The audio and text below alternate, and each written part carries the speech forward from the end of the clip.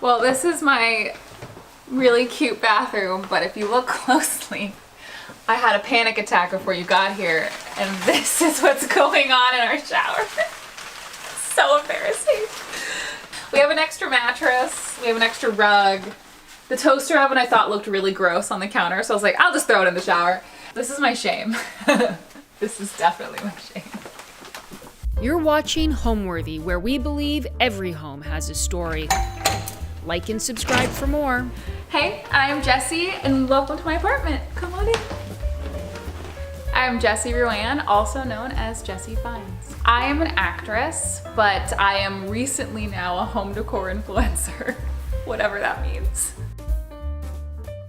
We are here in our 1,000 square foot loft apartment in Brooklyn, New York. I live with my fiance Ryan, and we also live with our dog Dusty. It's one giant room, which means we also have no closets, no storage, nowhere to hide anything. But because it's one big box, I really had the challenge of defining different areas so that it feels like a cohesive space, but also feels like not just one giant space. This building was built in the 1930s. I believe it was a paper factory before it became apartments, I think in the 80s. Before we moved into the apartment, it was literally just an open space, white walls and a brick wall and wood floors. This was the first accent wall I painted. I didn't really know what I was doing. This is back in like 2018, and like painting shapes and stuff wasn't really a thing yet. Some people were doing it, but I'd seen it somewhere online. I have no idea where. And I fell in love with this color called Copper Patina by Behr. And I knew I wanted to paint this entire wall, including the molding and including the shelf, because the shelf was just like a bare wood with red brackets before, and it just didn't like it. Ironically, this was actually my least favorite part of the apartment before painting it. And then when I painted it, it became my absolute favorite. So I love that wherever the problem is the opportunity. This is my dining space. I actually found these chairs on the street, and then I painted them green, which is a theme of the apartment. I tend to paint a lot of things green.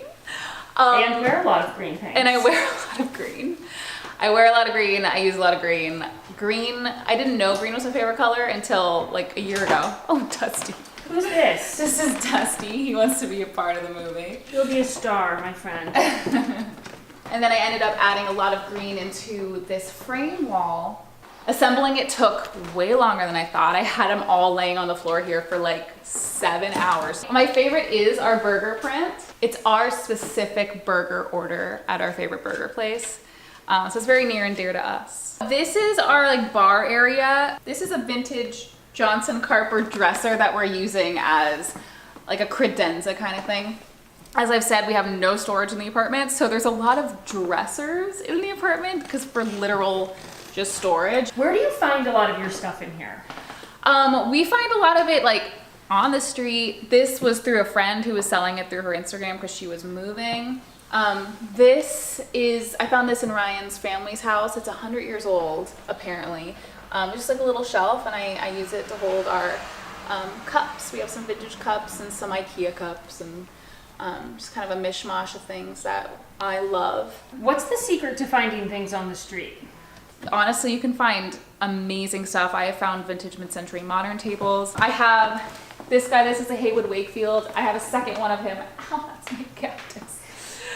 This vintage Haywood Wakefield, which I have a second one of as well, that I'm in the midst of refinishing, but I am learning the skill of how to refinish wood, so just be a little patient with me. But I found these on the street, and they're like really like sought after vintage pieces. So you just like never know. Just keep your eyes peeled, and don't be afraid to just like grab something, hop in an Uber, or like ask a friend to come help you grab it. Just do it, because New York is like such a resource for amazing furniture that people need to get rid of. So during quarantine, me and like a lot of people were very bored and wanted to find ways of, I don't know, adding more personal touches to their apartments.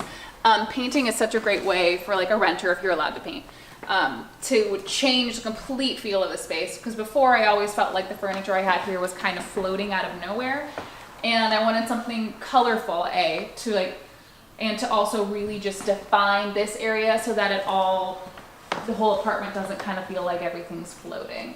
The best part about painting too is like, if you hate it, you can just paint over it. It's not a big deal. So I knew if I hated it, I would have the time to paint over it. This is our giant crate and barrel sectional that we got off Craigslist. It was the first piece of furniture we bought when we got this apartment. We had a panic attack when we first moved in. We didn't really know how to decorate a loft space, specifically one that literally is just a rectangle. So I knew I wanted some sort of big grounding, anchoring piece in the center of the apartment. And I found this one on Craigslist for a fifth of the price. We jumped on it. I don't even think we thought about it. I think we just kind of said we were getting it and then had to get a U-Haul, which was horrible. And picked it up in Midtown, like 42nd and 8th, like the worst place to have a U-Haul, trying to find a place to park it. It was pretty much a nightmare, but safe to say it was worth it. It's our favorite piece of furniture in the apartment. It's also Dusty's favorite piece of furniture. And I think it's possibly the comfiest couch on the planet. This is our bedroom area.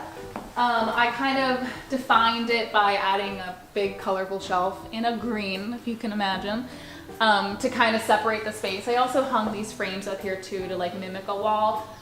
We thought about putting something that was like more like a wall, but I didn't want to block any of the light because these are our only windows in the entire apartment, and then we have a skylight over there. So I wanted to make sure light could pass through it, so that was really important. This is my headboard that I DIY'd. This was just a wooden headboard that we had. It was just like a light colored wood. It was really cute, I loved it, but I really wanted something upholstered and I wanted something in green because it's me. And I love like an olive green, I'm like obsessed with it. And so I upholstered it. I got some like foam and some batting. I have the DIY on my website if you're interested in all the stuff I used. And I found this gorgeous fabric on Amazon of all places. And I kind of just one day just threw it all together and I fell in love with it. And then I had extra material. Literally, this is the exact amount that was left, and which is why it's so skinny and long. Tell me about this. So we have an industrial heater.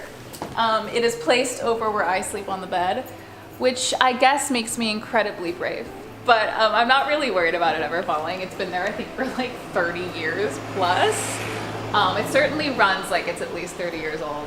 When you live in an old factory in New York City, you get a Resner.